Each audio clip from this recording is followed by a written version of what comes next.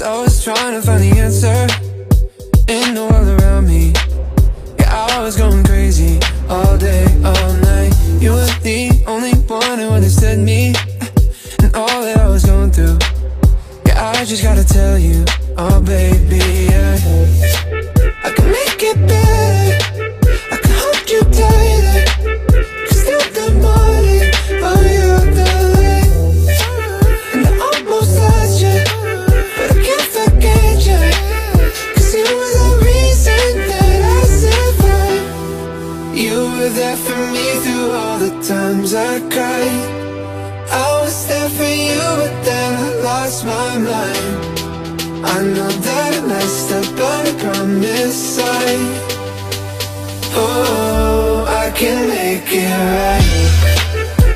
Alright, alright. Oh, I can make it right. Alright, alright. Oh, I can make it right. Mahasiswa semester 7. Untuk akhir semester biasanya orang ada project based learning, jadi orang berlapangan untuk tugas-tugas itu menyelesaikan tugas. Khusus di mata kuliah ini orang bahas tentang sebenarnya pendapatan sih, cuma mau terus ini. Itu, ya, untuk anu itu mbak? Dibagi triwulan 3 2001. Dia objek ya. Situsi beda lagi, itu kumulatif dari Januari sampai Oktober, dari sampai September dibanding Januari sampai September tahun 2002 itu kumulatif ya. Jadi kalau misalnya JP pertengahan kuartal 3 misalnya, jadi itu ada pembanding dengan bulan yang sama di tahun sebelumnya, atau nanti akhir bulan kita hitung ya. Jadi kita hitung dari Juli, Agustus, September. Nanti di September itu Enggak bulanan, triwulan. Jadi yang dibandingkan kumulatif dari 3 bulan itu triwulan kuartal itu ki, kemudian YOD. Kalau udah dari 1 tahun itu namanya Y on way, itu kan dalam 1 tahun. Jadi dari Januari sampai dengan Desember dibandingin Januari sampai Desember tahun lalu itu pertumbuhan ekonomi tahunan. Nah selama 5 tahun terakhir, berarti 5 tahun itu dimulai kapan itu? 2018 kita bisa 5%-an, 6%. 2019 6%. Kemudian 2020 negatif minus 9%, bukan malah tumbuh tapi turun, kontraksi, namanya istilahnya kontraksi. Jadi yang bikin menurun itu misalkan kalau dari sektor pertanian komoditi padi itu, jadi kalau dia menurun karena jumlah produksi padi menurun. Jadi kalau di tahun 2020 menurun kenapa dibanding tahun 2019? Tahu nggak sebabnya apa? Karena ada COVID-19. Semua kan aktivitas ekonomi ditutup kan, kayak perusahaan merumahkan pegawainya, pabrik-pabrik pekerjanya produksi berhenti gitu. Nanti kan berarti turun kan itu ya, produksinya misalnya cookies biasanya bisa produksi 100 kilo. Nah sekarang karena ada COVID dipulangkan masih misalnya 0, nggak produksi, itu kan turun. Itu dari sisi produksi ya. Makanya tadi saya katakan PDRB itu bisa dihitung berdasarkan produksi, pengeluaran dan pendapatan. Produksi itu ya volume produksi kalikan price-nya. Price-nya ada 2, price-nya harganya, harga berlaku, ada harga konstan. Ya.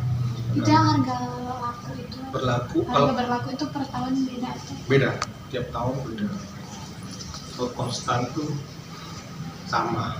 Kalau tahun dasar 2010. konstan itu dia naik turun pengaruh karena apa? Inflasi. Harga konstan setahun itu nggak naik turun harganya. Kan dari 2010 tuh. Oh itu dari 2010 baru ditetapkan. Tahun maksudnya 2010. Harganya sama nih, tapi produksinya naik turun. Berarti artinya pertumbuhan ekonomi itu acuannya ke volumenya gitu loh. Naik turunnya produksi itu. Ya. Nah, kalau pakai harga berlaku itu nanti terkait inflasi. Ya, sekarang harganya 10.000, tahun depan bisa 12.000 atau kemarin 8.000. Itu harganya berlaku. Berlaku sekarang harga sekarang kayak apa gitu. Itu ada harga berlaku. Nah, harga berlaku itu masih dipengaruhi oleh inflasi, kenaikan harga segala macam ya. Jadi untuk pertumbuhan ekonomi itu pakai harga konstan.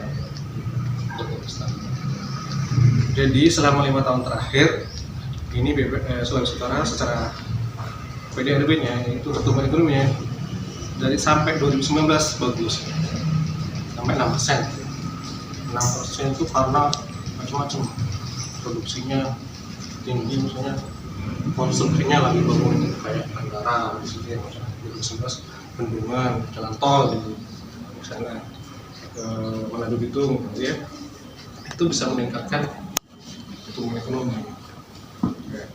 Setelah itu turun di 2020, 2021 naik dikit karena masih itu ya, baru mulai pelonggaran aktivitas ekonomi gitu ya, aktivitas masyarakat, orang boleh kemana ya, mall, pariwisata kayak gitu, itu berpengaruh terhadap ekonominya. Kenapa ke tempat wisata mempengaruhi ekonomi? Karena kalau orang ke tempat wisata, ada orang yang ke tempat wisata, berarti kan penghasilan dari si yang punya pengusaha wisata itu naik ya, dan juga misalnya makanannya naik, ya kan? Nah, makanan itu dari bahan-bahan makanan diambil dari mana? Dari petani. Ada permintaan makanan dari tempat wisata, pisang buruhnya atau apanya, mereka juga jualnya naik juga kan ya, permintaannya ada. Jadi terkait antara produksi dengan permintaan, makanya produksi sama dengan pengeluaran. Apa yang diproduksi itu dikeluarkan untuk apa saja, dipakai untuk apa saja, itu ada sama. Ya, misalnya di rumah tangga kan, di keluarganya ada semua kan, di bapak mamanya gitu. Pendapatan 10 juta nih, pengeluarannya ya harus 10 juta gitu. Harus sama gitu. Harus terjelaskan kayak gitu loh. Pendapatan 10 juta, pengeluarannya dari kok 8 juta, kemarin 2 jutanya di saving gitu ya. Ada penggunaannya untuk saving dan konsumsi biasa. Kok pendapatan 10 juta, pengeluarannya bisa 12 juta. Dari mana 2 jutanya ini? Dari pinjam gitu ya. Harus sama gitu, terjelaskan antara pengeluaran produksi dengan pengeluarannya gitu. Ada lagi tanyakan? Kalau untuk pengambilan datanya misalnya itu yang dari sektor pertanian, itu semua atau beberapa sampel? Banyak kan banyak kok. Gitu. Kita kan untuk menghitung kayak kategori ini ya, kita punya data dari dinas pertanian, ya kan? Produksi padi berapa, produksi jagung berapa, dinas pertanian kita minta datanya. Kita juga punya surveinya, survei KSA, Kerangkas Samplar ya, itu memotret triwulan ini, tiap bulan kita memotret loh ya, wilayah-wilayah yang peta padi. Terus sekarang lagi nggak panen nih, bulan depan panen, bulan depan panen, kayak gitu. Itu bisa untuk estimasi produksinya berapa. Ada survei lainnya, survei hortikultura, survei apa lagi ya? Kalau kita dipakainya pakai survei khusus triwulan neraca produksi.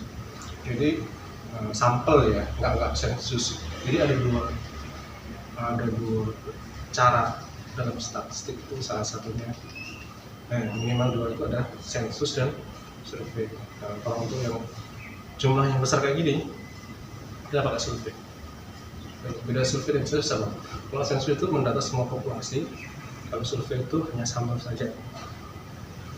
Sebenarnya kita sering pakai ini loh, ada statistik dalam rumah keseharian kita.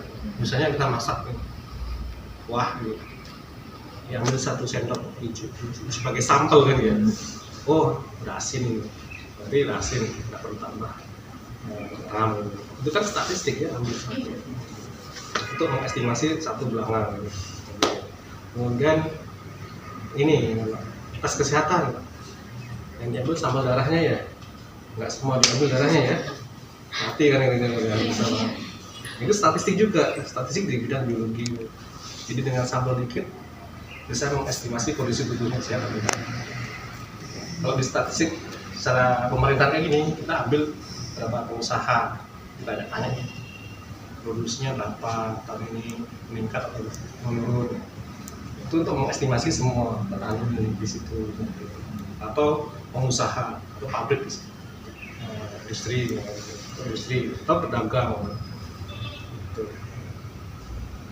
Ada lagi, silakan yang lain. Tambah lagi. Terus ini apa BR apa nih? BPRT. Apa BPRT? Apa? BB apa? PDRB. PDRB. Coba dulu PDRB. PDRB. Itu apa? Kepanjangannya? Produk domestik regional. Kalau di nasional PDB atau bahasa Inggrisnya GDP. Terus domestik total. Itu nanti setelah ada data, ada tindak lanjutnya kan itu data digunakan untuk apa perubahannya atau cuma data? Data-data itu banyak dipakai untuk pemerintah daerah, gubernur, Bank Indonesia, biro perekonomian, biasa pengusaha juga kemudian. Jadi untuk menghitung keberhasilan pemerintahan itu salah satu indikatornya adalah produk domestik regional. Itu pertumbuhan ekonomi apa? Berhasil enggak? Tahun ini atau ini dibanding tahun lalu atau dibanding tahun sebelumnya. Itu sebagai alat evaluasi pemerintah daerah. Ya, kemudian juga proyek itu dipakai untuk perencanaan. Kalau secara nasional itu asumsi makro. Pernah nggak dengar pada saat 16 Agustus ada pidato kenegaraan Presiden dan keuangan, tata keuangan, dia menyebutkan pertumbuhan ekonomi dipatok berapa, 5%, inflasi berapa persen, pengangguran itu untuk selain evaluasi dan juga perencanaan. Oh, ternyata tahun ini ekonominya tumbuh 5%, turun dari targetnya atau melebihi target. Di pemerintah daerah juga kayak gitu. Kira rencana LKJP namanya, laporan kinerja pertanggungjawaban LPJ, tiap tahun ada itu. Untuk pemerintah kayak gitu, untuk BI untuk menentukan sisi moneternya kayak apa ya. BI kan tentang keuangan ya. Oh ini suku bunganya dinaikkan, boleh nih karena PDRB ini udah tinggi nih. Ya. Oh kalau dari sisi pengupahan upah buruh kayak gitu ya, itu kan nah biasanya akhir tahun ini yang ditetapkan berapa persen MP minimum provinsi gitu. Itu dasarnya salah satunya dari PDRB, pertumbuhan ekonominya ditambah dengan inflasi ya, misalnya pertumbuhan ekonominya 5%, inflasinya 4%, jadi upahnya bisa naik 9% maksimal. Itu dari sisi pemerintahnya kayak gitu, aturan kayak gitu. Cuma nanti kan kalau upahnya kan tergantung usaha yang dia mampu berapa, karyawan yang upahnya berapa.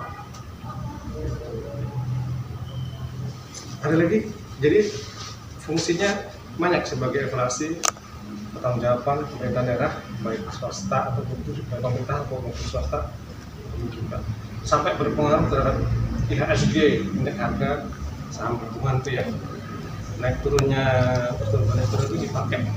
Orang mau beli saham nih, ternyata kategori tentang usaha ini rendah, dia akan turun, nggak ambil ya. Terus ternyata itu rendah, oh ini bagus prospeknya itu naik tajam nih. Oh banyak yang beli saham, beli kategori perusahaan-perusahaan, saham perusahaan-perusahaan di kategori itu kayak ini sudah berbeda ya, kalau gitu kayak gitu. Di jam 4 neraca pengeluaran tadi yang saya sebutkan itu kebanyakan di neraca produksi, saya di khususnya neraca pengeluaran. Jadi neraca pengeluaran saya lulusan STS tadi ya, sudah lama, lulus tahun 2005, udah kerja dari lama. Kemudian pendapatan sini gitu, masuk pajak lulusnya. Kemudian juga neraca pengeluaran itu membahas tentang tadi produk produksi ini pakai apa saja, untuk dikonsumsi lembaga, dikonsumsi lembaga non profit, atau dipakai pemerintah, atau diekspor, diimpor, kayak gitu, atau untuk investasi. Jadi antara yang diproduksi dan diimpor sama. Lagi? Enggak. Ya, mau belum sama. Bukan. Kalau tadi mana dulu ya? Ini mana? Jepoli. Oh, yang di luar sana. Oke. Nanti lewat yang itu ya. ya.